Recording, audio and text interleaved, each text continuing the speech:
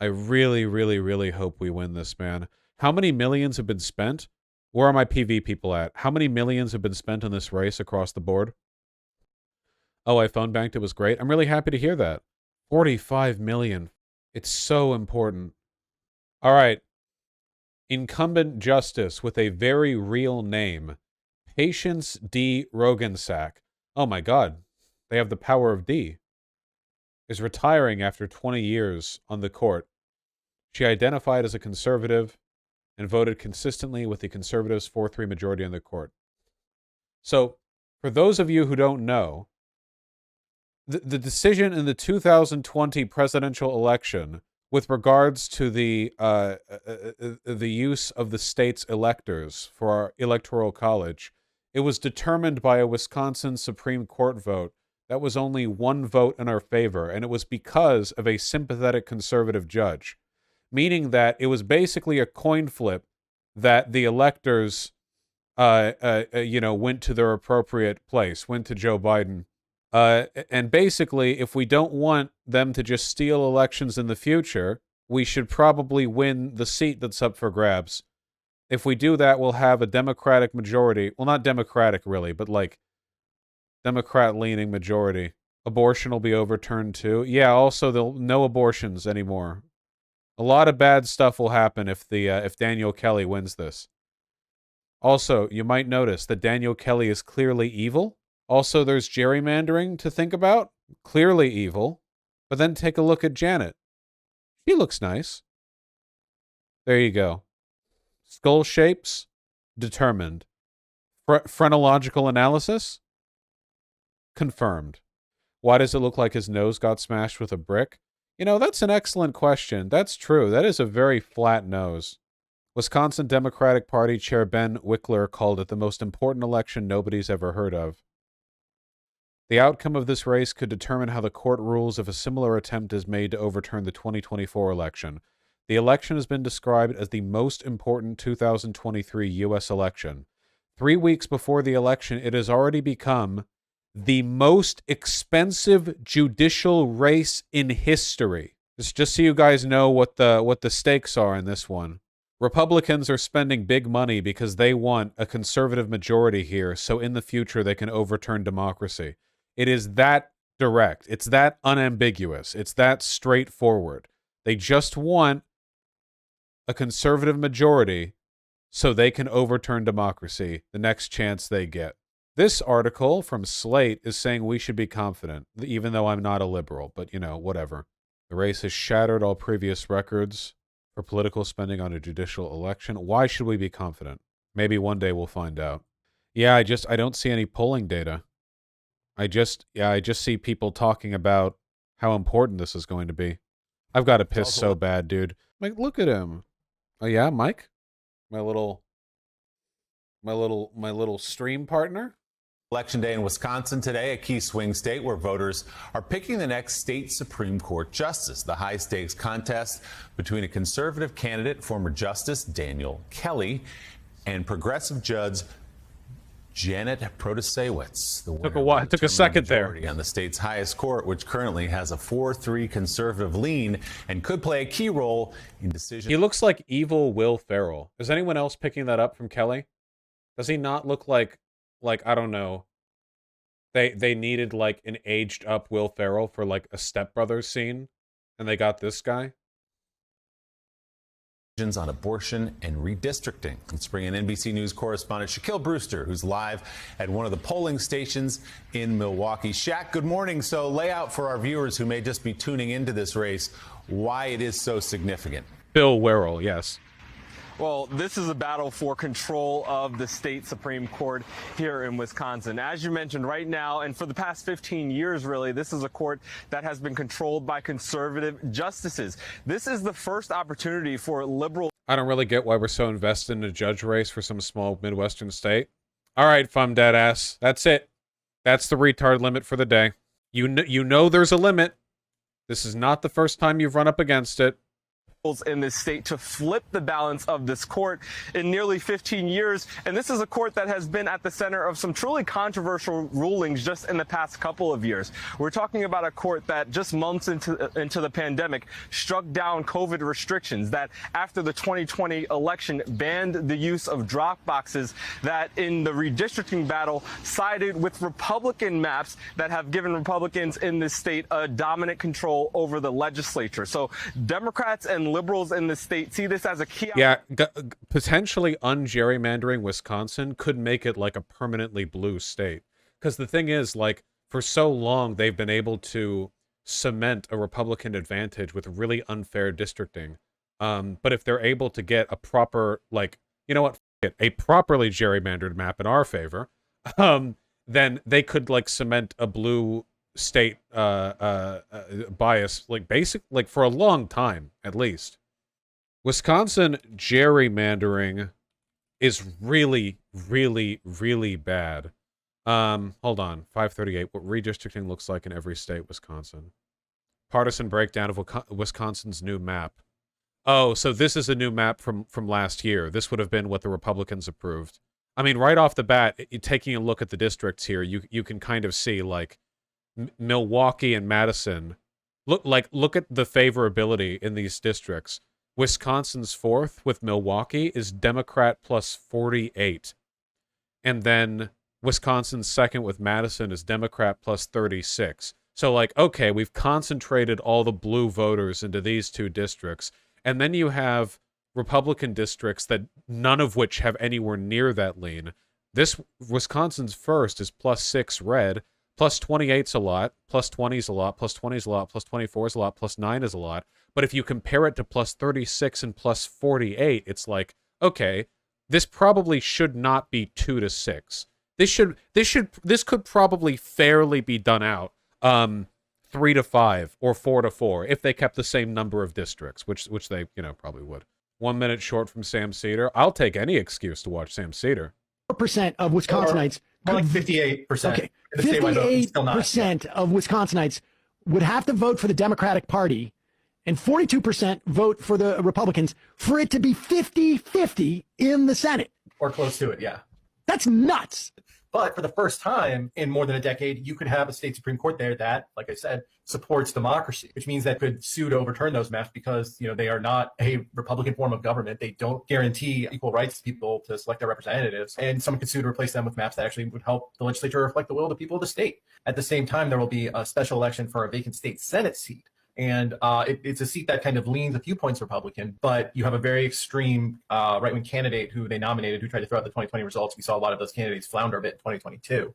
And if they win a supermajority there, the legislature would have the power under those gerrymandered maps to impeach and remove non-legislative officials. And if you think about the ramifications for that, a majority of the people of the state wanted a Democratic governor. They could remove any of his appointees they didn't like. They could even go after the court itself.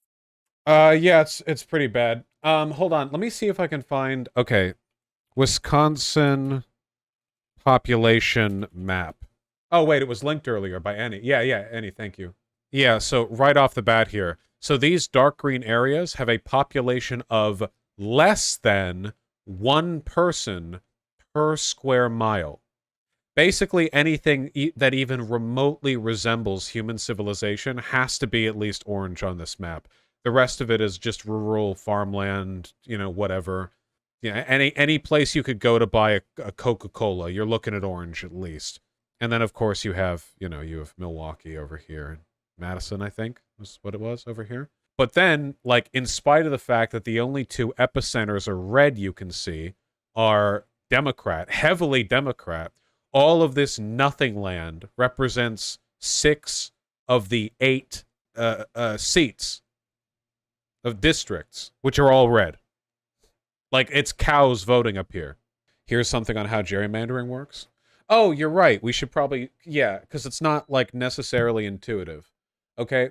So the point of gerrymandering, basically, is you try to group together people of certain predicted voting patterns in a way that makes sure you have majority in the largest possible number of districts. So this is an example where it's 60% blue, 40% red, And depending on how you group things, you can give the win to either side. So over here, you have perfect representation. Over here, you have compact but unfair because blue wins 5 districts. And then over here on the right, you have red winning 3 districts, blue winning 2. The way you can tell how gerrymandered a state is, or a country, or whatever else, whatever area you're doing districting in, is you compare the proportion of district representation to the total proportion of votes in that area. Or to put it another way, if your country or your state is 60-40, you want the districts to come out 60-40. You want the same proportion with both the raw number of votes and the districts it comes out to be. And that's what you can do. And as we saw in the Sam Cedar clip, the one that we just saw, things are horrendously bad. Where, vote for the Republicans. 58-42 Dems to GOP just to break even at 16 seats, So what we're looking at right here, breaking even at a nearly 60-40 split, like that is almost the example provided here. Yeah, it's insane. That's incredibly gerrymandered. It's unbelievable. So the Dems need more votes, basically? Well, the Dems need a districting map that is fairly representative of the voting tendencies. And this is why I say that if we get this Supreme Court victory, we might cement Wisconsin as a blue state for a long time. Because the districting map, if redone, will give them the ability to have a truly proportional, or maybe a little favorably disproportional, Democratic representation with regards to like everything. It's not just the House seats or districts, it's everything, including state elections, which means that it could potentially like snowball into long-term Democratic control. Why do we even vote by district? Well, it comes down to federalization and the idea of like it's like not enough for your votes to be proportional to an area. It's like you want them to be representative of your area. Like if you're voting for a county person, you would want it to be like for your county and not like pick 50 county people from California or whatever. There's arguments for and against the way we do things. Literally named after some guy called Jerry. Is it really called gerrymandering because some guy named Jerry? The word gerrymander, originally written gerrymander, a portmanteau of the name Jerry and the animal salamander. What? Created in reaction to a redrawing of the Massachusetts Senate election district under Governor Elbridge Gerry, later Vice President of the United States. Okay. Amazing country. Incredible, definitely real country that we're not all collectively hallucinating. Oh, this is a nice little article. If we're zoomed in a bit too much. Here are the results of the 2020 presidential race in northwestern North Carolina. The circles represent results by precinct. The bigger the circle, the bigger the margin of victory for either Democrats or Republicans. Okay? This is North Carolina's... Okay, the page isn't formatted perfectly here. Okay. This is North Carolina's 6th congressional district, represented by a Democrat. Joe Biden won the district by 24 points, which makes... look at that gerrymandering right there. Look at that. Look at the way this district encompasses the very blue Greensboro, but then, like a tumorous growth, it reaches out and also encompasses all of the blue votes in Winston-Salem. Therefore, this district gets to be heavily, heavily blue favored, thereby preventing Winston-Salem from influencing the district that it would otherwise be in. See, look at that. Republicans drew new lines that crack Democrat voters into 4 heavily GOP districts where they're in the minority. There's the new 11th district in which Donald Trump would have carried by 10 points. See, look, Greensboro, heavily blue, now shares its territory with all this red area. Look at this. They basically took a look at all of this heavily red rural area, and they were like, how many predicted blue votes can we cut off and break into this section in order to null them and not have a blue county here? The 7th district, which Trump would have carried by 12 points, see? Same basic principle. And then over here, there's another wing from Greensboro. Salisbury, but in this gigantic wing of red. And there's Winston-Salem, which for some reason is sharing space with like a gigantic like farming implement of a shape to water down its votes and therefore get a red majority. So this is an explicitly anti-democratic practice, and this is the reason why I am pro gerrymandering for us. I am not pulling the hypocrisy bullshit. Republicans will literally at every turn try to break our democracy in every possible fashion. I don't care. I want to gerrymander in our favor. I don't care. I'm not playing by the rules when they openly disregard them. No reason whatsoever. Like literally, there's no reason to limit ourselves when they're going to do this bullshit. How do you fight back against this? You fight back by winning your local Supreme Court races. The state Supreme Courts are the ones that approve, strike down, and have the ability to rule unconstitutional state districting maps. And this is why what's happening in Wisconsin is so important. Because if they get the redistricting that we need, Wisconsin basically becomes a blue state. We don't have to worry about it anymore. An entire state handed to the Democrats just by fixing institutional unfairness from the Republicans. So now that you see the full picture, what you can see here is that those 4 districts that we just looked at broke up these 2 super blue areas so that none of them become a blue district. Both sides do this shit, though? No, Republicans gerrymander quite a bit more.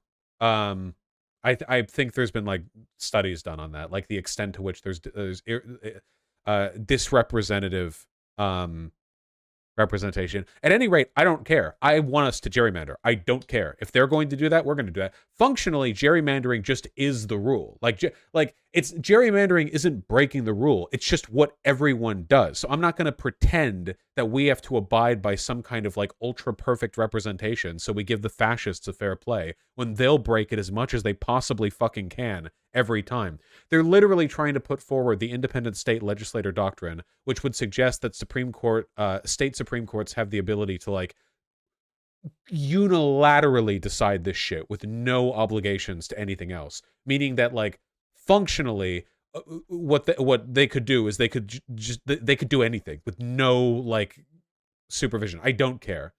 They break the rules. They're announcing they want to break the rules more. I don't care. What is this?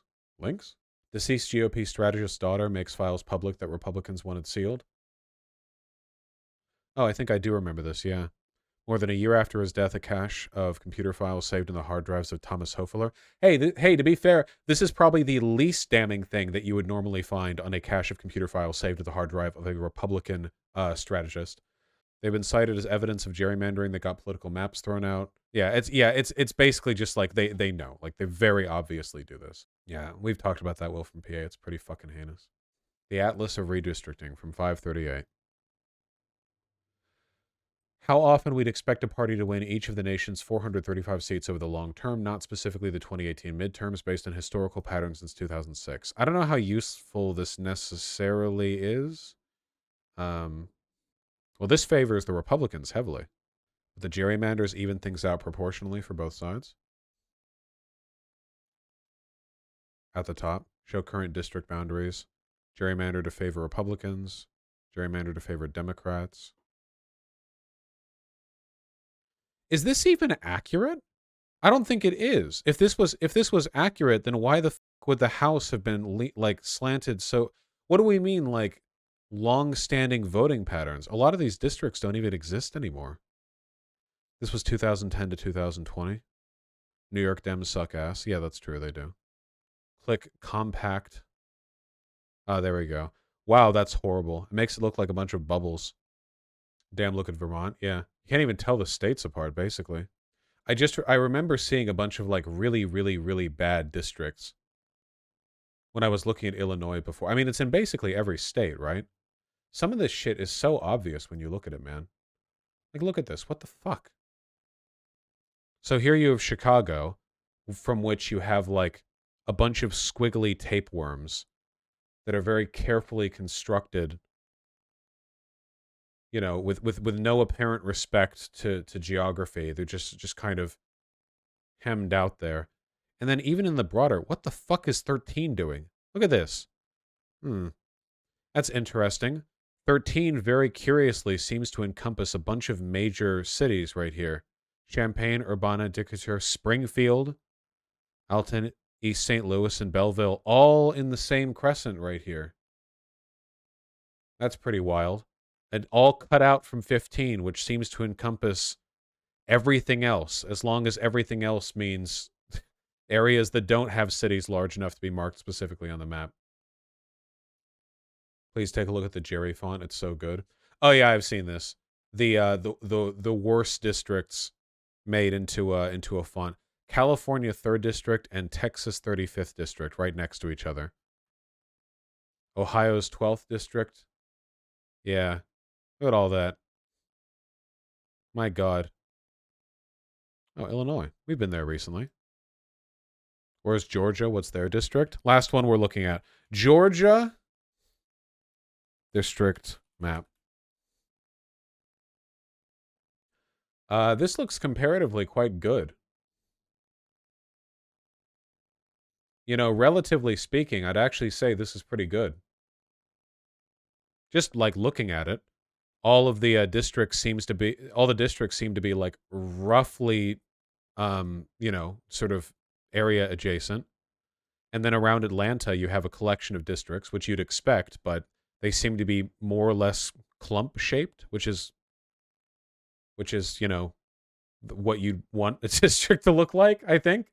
Yeah. Yeah, the one here that looks the most wiggly to me is kind of what like 02 and 08 are doing here next to each other. But, you know, like comparatively speaking, this seems pretty okay to me. Maybe what 11 is doing with its little, no, it's fine. It's okay. All right, I lied. We're going to take a look at one last one, okay? California, the most populous state. What are we on about? California is just too big, man. I don't even want to zoom in on this. Jesus, look at all this. Yeah, you have like subgroupings in San Francisco, Los Angeles, and San Diego. I'm sure there's a lot of bad stuff here. There's just so many fucking people in California. Sheesh. Hey, there's Humboldt, where I went to university. The USA is a gigantic country. What the fuck? Yeah, it's pretty big. Look at 18. Wiggling out there at the top. This is an outdated map. Is it outdated? Yeah, it probably is. Nobody makes images with these colors anymore. The Georgia districts went disproportionately for Republicans compared to the popular vote. The eye test is not reliable. Well, goes to show what I know. This is important to know. A guy programmed an algorithm that can gerrymander a map without making the districts look weird. Ooh. Okay, so this is like the sneaky... Okay, so the goal here is basically it's able to gerrymander a state with AI in a way that doesn't make the districts look gerrymandered. Okay, so the eye test doesn't really work. Okay, gotcha.